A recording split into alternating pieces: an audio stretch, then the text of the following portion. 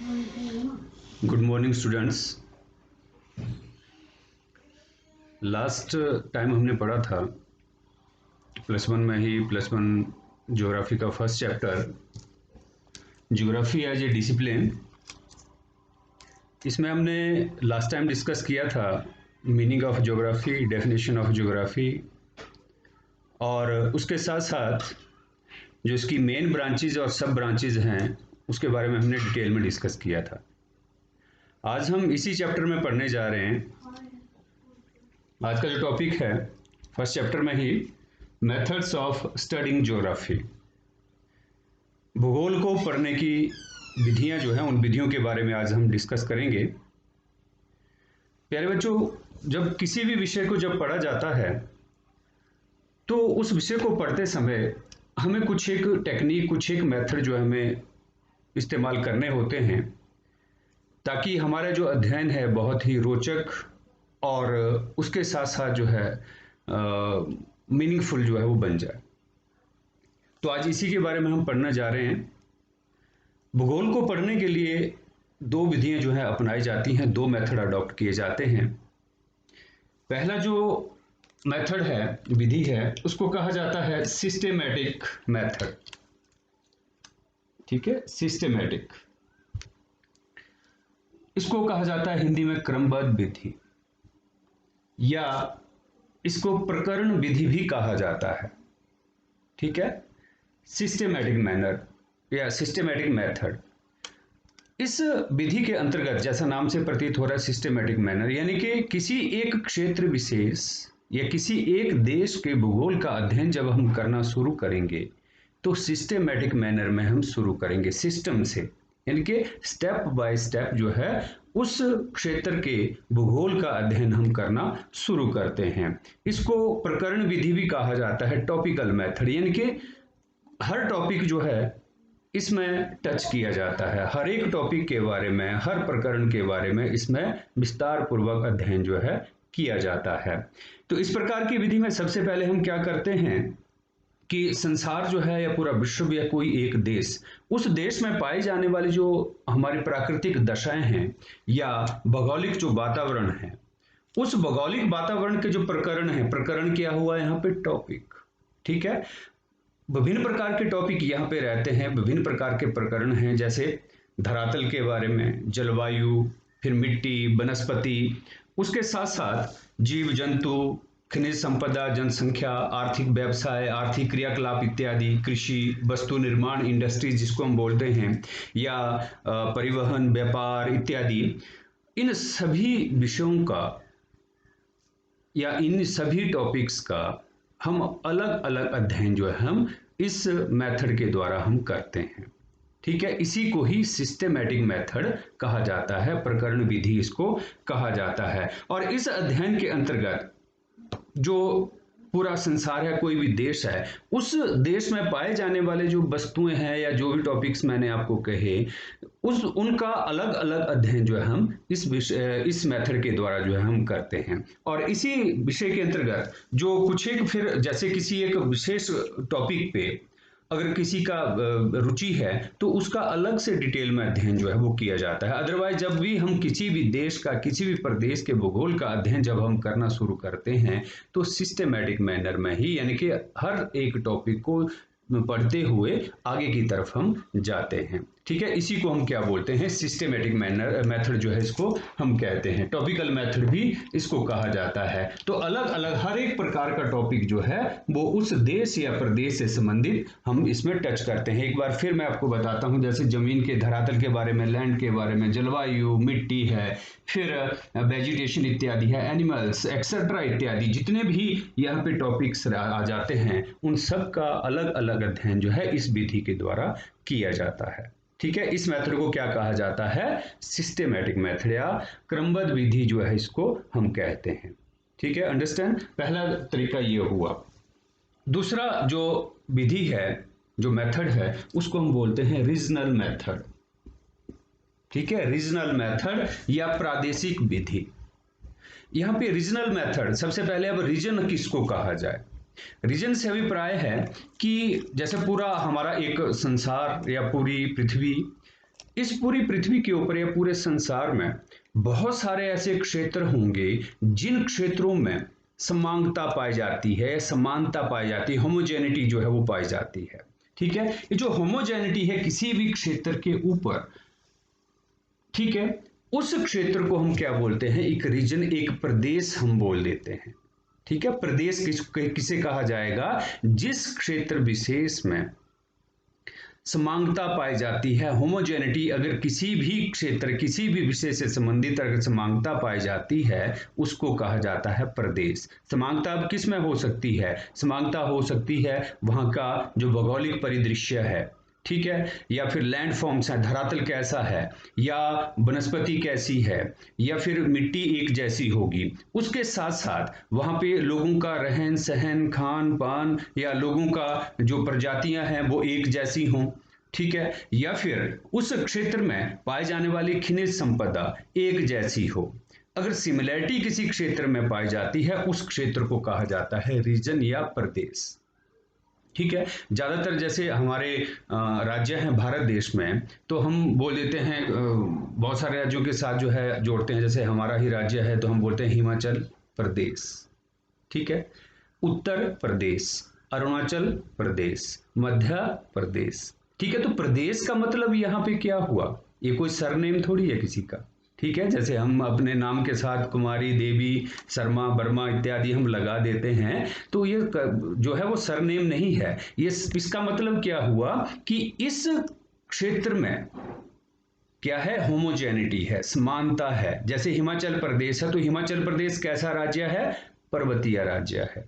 ठीक है, अगर अरुणाचल प्रदेश की हम बात करते हैं तो कैसा राज्य है, पर्वतीय है, पहाड़ी राज्य है। तो इसलिए वहां पे समानता है, भौगोलिक दृष्टिकोण से विशेषताएं जो है वो एक जैसी हैं, इसलिए उसको क्या कहा गया है, प्रदेश कहा गया है। तो किसी भी क्षेत्र को किसको हम बोलेंगे, प्रदेश, उस प्रदेश को, उस क्षेत्र को हम प्रदेश बोलेंगे जिसमें होमोजेनिटी है, समरूपता जो है अगर पाई जाए उसको हम प्रदेश कहेंगे। तो यहाँ पे अब हम क्या करते हैं, इस मेथड के द्वारा हम जब ज्योग्राफी की स्टडी हम करना शुरू करते हैं तो सबसे पहले हम क्या करते हैं, यहाँ पे हम जहां जिन क्षेत्रों में समानता पाई जाती है, होमोजेनिटी पाई जाती है, उन क्षेत्रों को अलग कर देते हैं, एक क्षेत्र जो है उसको हम बना देते हैं, उसको हम क्या बोलते हैं फिर, प्रदेश।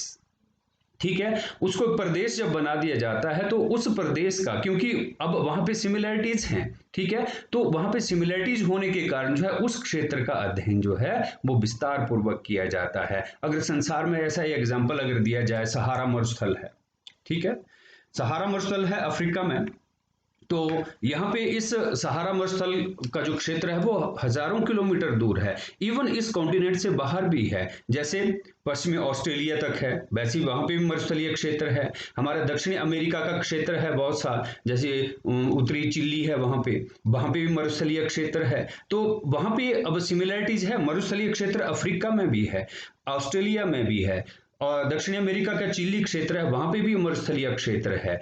और भारत की एग्जांपल अगर मैं कोट करूं तो थार मरुस्थल। ठीक है, ये जो मरुस्थलीय क्षेत्र है बस मांगता किस चीज की है, यहाँ पे एक जैसा क्षेत्र है सारा का सारा।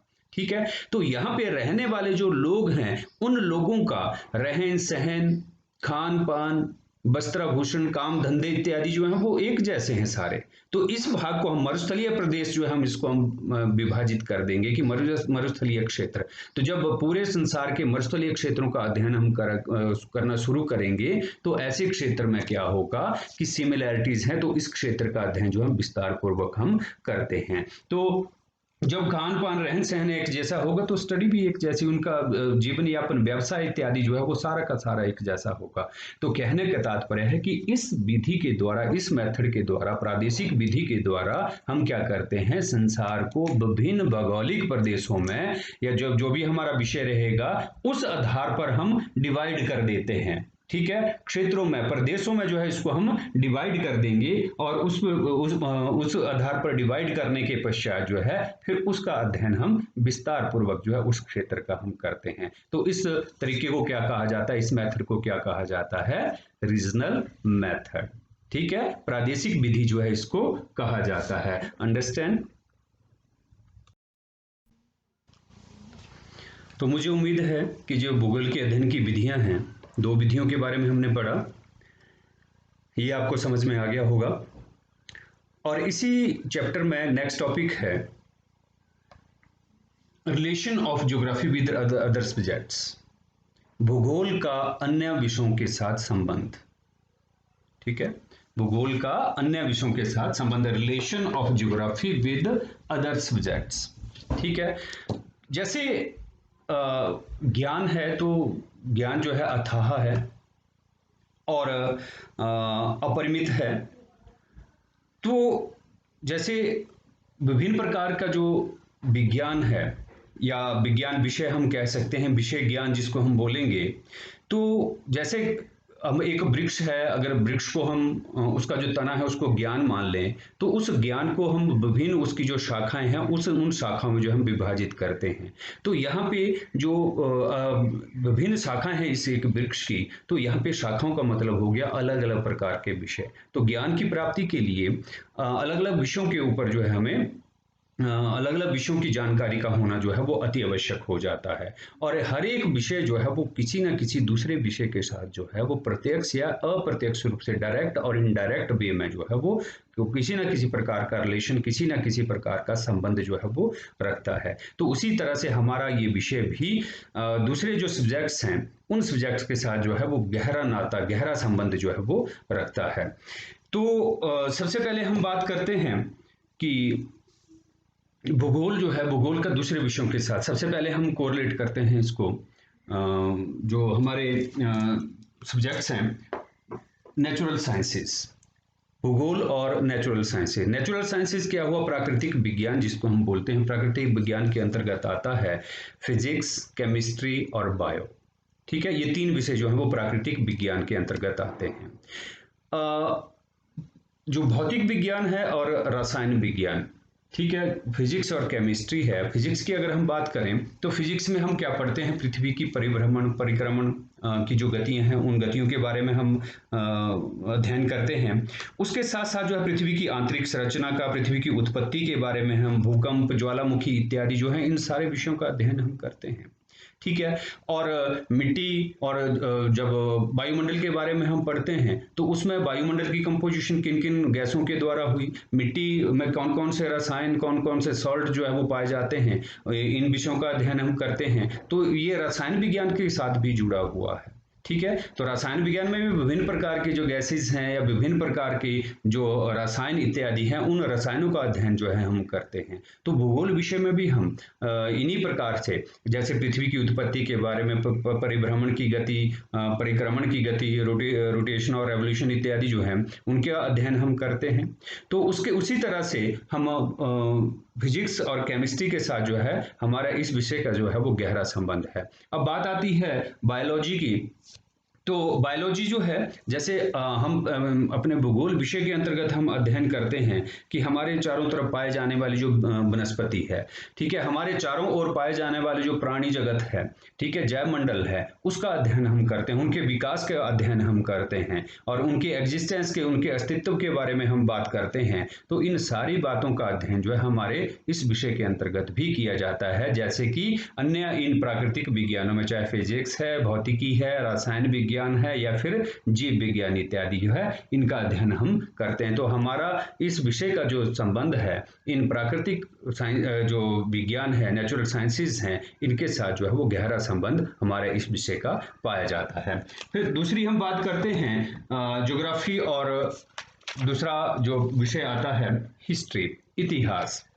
प्यारे बच्चों, आप जानते हैं कि इतिहास जो है वो एक ऐसा विषय है जिस विषय में हम घटनाक्रम का जो ज्ञान है उस ज्ञान को हम अर्जित करते हैं इस विषय के अंतर्गत। ठीक है, इतिहास विषय के अंतर्गत जो है हम क्या पढ़ते हैं? जो विभिन्न प्रकार का घटनाक्रम है, जो विकास हुआ है, उसका अध्ययन जो है इसमें हम करते हैं। यानी कि जो इतिहास हुआ वो हुआ समय का ज्ञान। ठीक है, भूगोल जो इतिहास है वो समय का ज्ञान जो है हमें प्राप्त करवाता है, जबकि भूगोल जो है किसी स्थान का ज्ञान जो है हमें प्रदान करता है। तो समय और स्थान दोनों ही आपस में, आप यूं कह सकते हैं कि दोनों का ही चोली और दामन का साथ है। ठीक है, दोनों ही चोली और दामन का संबंध जो है वो आपस में रखते हैं। तो इतिहास में हम समय के साथ साथ किसी स्थान पर रहने वाले जो लोग हैं, ठीक है, उन उन लोगों के द्वारा जो विभिन्न प्रकार के घटनाक्रम हुआ उसका अध्ययन जो है हम इतिहास में हम करते हैं।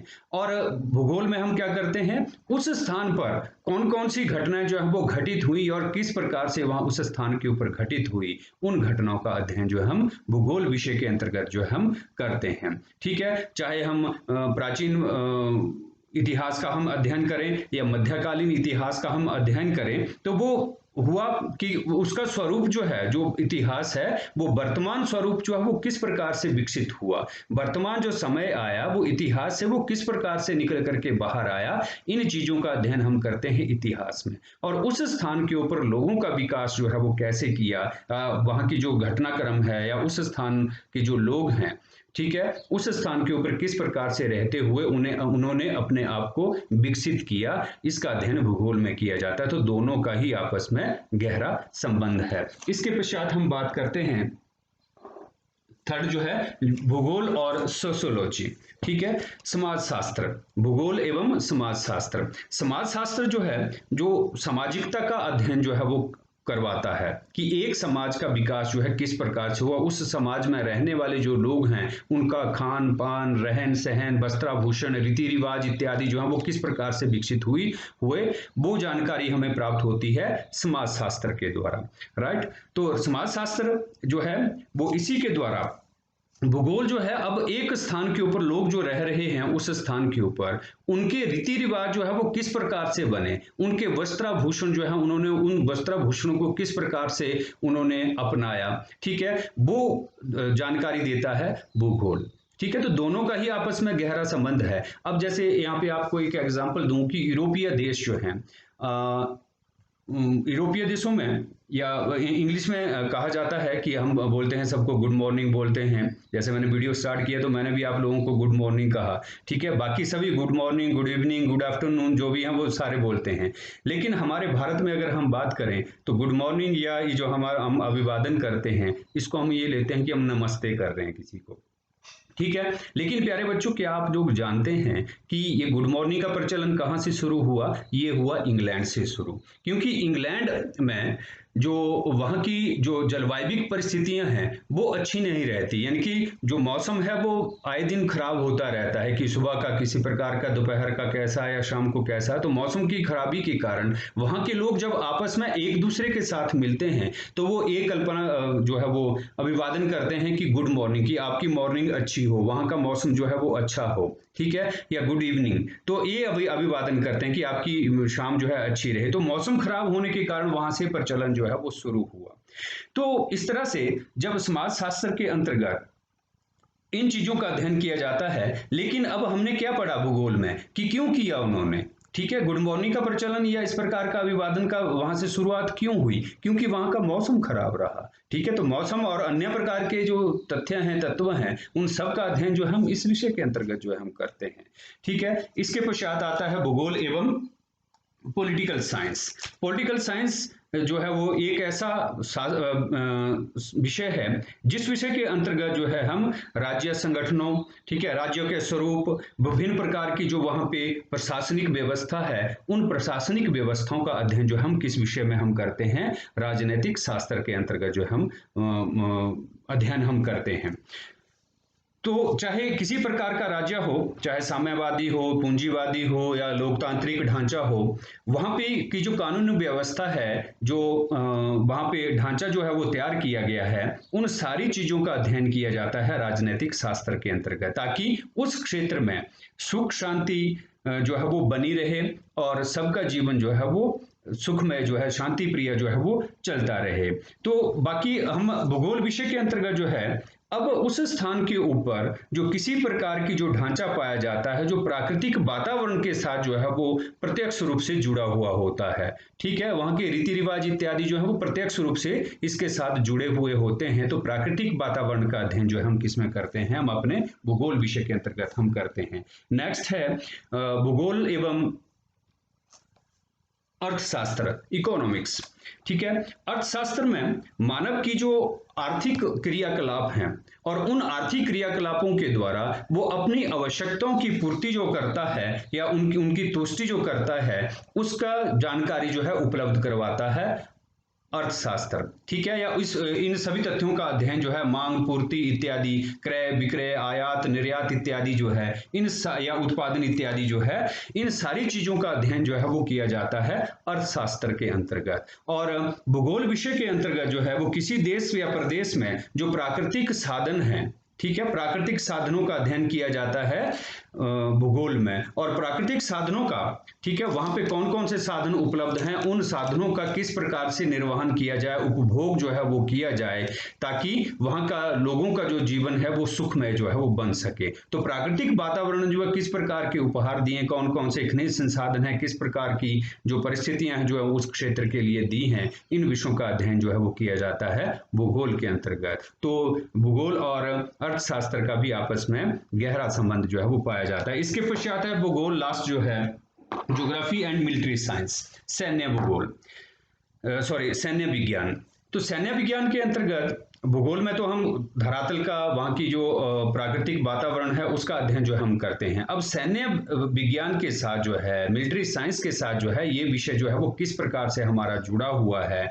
जैसे किसी भी क्षेत्र में किसी भी क्षेत्र की जो सेना इत्यादि है, उस सेना का जो विस्तार है वो वहाँ की भौगोलिक परिस्थितियों के ऊपर निर्भर करता है। मान लीजिए कि कोई देश ऐसा है कि जिसकी बाउंड्री लाइन जो है अगर समुद्र तटीय क्षेत्र के साथ है, तो वहाँ पे नौसेना का गठन जो है वो ज़्यादा रहेगा। और किसी देश की अगर सैन्य जो सीमा रेखा है, दूसरी देशों के साथ लगती हुई सीमा रेखा इत्यादि है, अगर वो स्थलीय भाग के साथ है, तो वहाँ पे थल सेना का जो गठन है वो ज़्यादा किया जाएगा। ठीक है, तो पहले भौगोलिक परिदृश्य जो है वो देखा जाता है। जब एक सेना का गठन जब कर दिया गया, तो कोई भी जब ऑफिसर है या किसी भी क्षेत्र में किसी भी सैनिक को, या चाहे कमांडर है उनका, लेफ्टिनेंट कमांडर है, जो भी है, जब उसको कोई भी टास्क जो है वो दिया जाएगा, कोई भी क्षेत्र जब उसको समर्पित किया जाएगा कि इस क्षेत्र की सुरक्षा आप करेंगे, तो सबसे पहले वो वहाँ के भौगोलिक परिस्थितियों का अध्ययन जो है वो करेगा। वो देखेगा कि उस स्थान का जो धरातलीय ढांचा है वो किस प्रकार का है,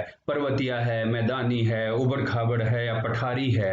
ठीक है, और उस क्षेत्र में किस किस प्रकार के नेचुरल रिसोर्सेज जो है वो पाए जाते हैं, नदी नाले, ठीक है, वनस्पति इत्यादि, कौन कौन सी वस्तुएं वहां उपलब्ध होती हैं, आने जाने का जो है वो साधन क्या हैं, ठीक है, यातायात के साधन इत्यादि क्या हैं, या वहाँ पे वर्षा इत्यादि जो है वो कब होती है, कितनी होती है, कितनी गर्मी पड़ती है, कितनी ठंड पड़ती है। ठीक है, और वहाँ के जो रास्ते हैं वो किस प्रकार के हैं, और कौन कौन सी वस्तुएं इत्यादि जो है उपलब्ध होती हैं। इन सारी भौगोलिक परिस्थितियों का अध्ययन जो है एक सैनिक जो है वो करता है, या सैनिक संगठन जो है वो सारे के सारे जो है वो करते हैं। और उसी आधार पर फिर वही सेना जो है अपने अस्त्र शस्त्र इत्यादि सामान, जो उनका सामान रहता है, साज सामान इत्यादि जो रहता है, उन सारी बातों का निर्धारण जो है वहाँ की भौगोलिक परिस्थितियों के आधार पर ही करेगा। तो हर एक सैनिक जो है, उस सैनिक को उसके साथ साथ वहाँ की जो मैप रीडिंग है, ठीक है, उसका जो मानचित्र जो है वो सारा का सारा जो है वो अध्ययन की करता है। ठीक है, और इसी आधार पर फिर उस स्थान की जो सैनिक इत्यादि हैं, जैसे आप लोग देखते हैं हमारा जो कोस्टल लाइन एरिया है, वहाँ पे नेवी हमारा जो है सुरक्षा करती है। इस तरफ जो है थल सेना जो है जो जम्मू कश्मीर के साथ या चाइना के साथ हमारी बाउंड्री लाइन लगती है, तो उस क्षेत्र का निर्धारण जो है वो करती है। ठीक है, तो वो वहाँ की भौगोलिक ढांचे का अध्ययन जो है सबसे पहले करते हैं, फिर उसके पश्चात जो है वो अपना नेक्स्ट मोटो जो है वो निर्धारित करते हैं।